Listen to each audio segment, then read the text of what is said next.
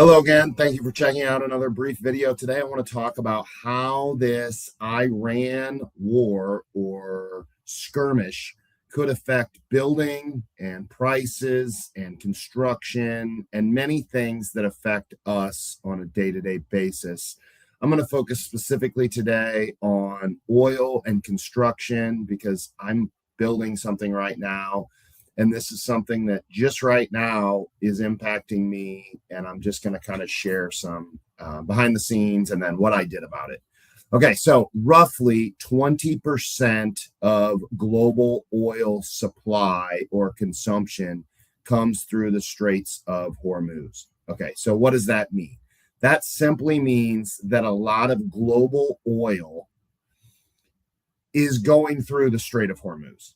Now, that does not mean all our oil here in the United States goes through the Straits of Hormuz. However, oil is a global market. Okay. So when global supply is affected, it affects prices for us all. Now, sometimes in some energy markets, that's not exactly the case, but in oil, it tends to and has historically been more of the case than not. And here's kind of what I mean by that. Recently, there is divergences in prices in natural gas. You got to keep in mind, natural gas is a gas. It's not a liquid. It's not a solid. It's not something that's as easy to transport as other things. So with natural gas, we are going to see some discrepancies over and above what I'm talking about here.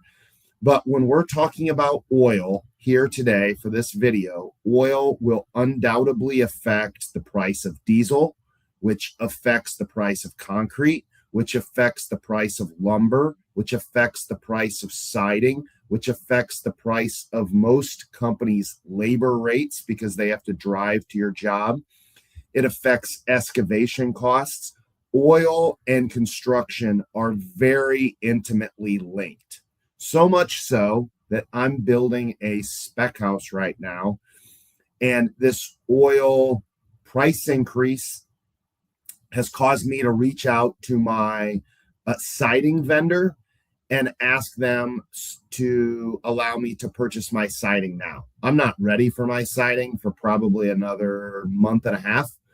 But I'm going to reach out to my siding supplier and get it paid and get it ordered now so that they can't raise the prices 2 months or 2 weeks from now when they get around to adjusting their prices based upon the already having vastly increased price of oil. Okay, let me show you a chart. Here's what the price of a barrel of oil has done over the past couple weeks.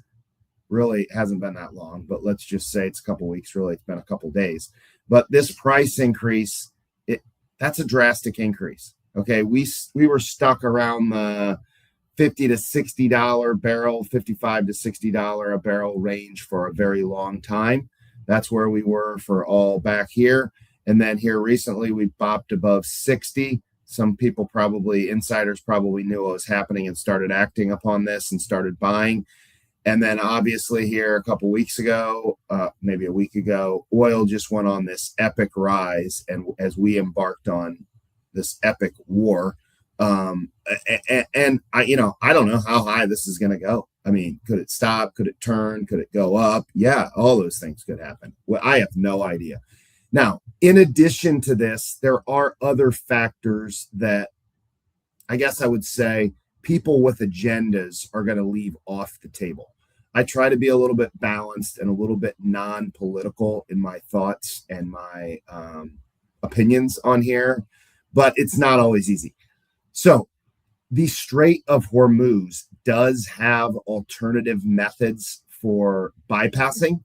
So there are other ways to get oil. Obviously, you can drive the oil in another way, which that is very costly, and it costs a lot more oil to do that because the other shipping routes are a lot more expensive. But there are other methods for transporting the oil. There are on land pipelines that could be used.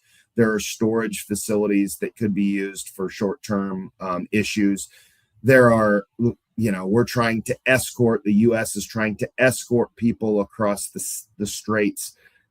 That's going to have probably a positive impact on the global supply, definitely a negative impact on our financial picture, but another route might have a positive impact.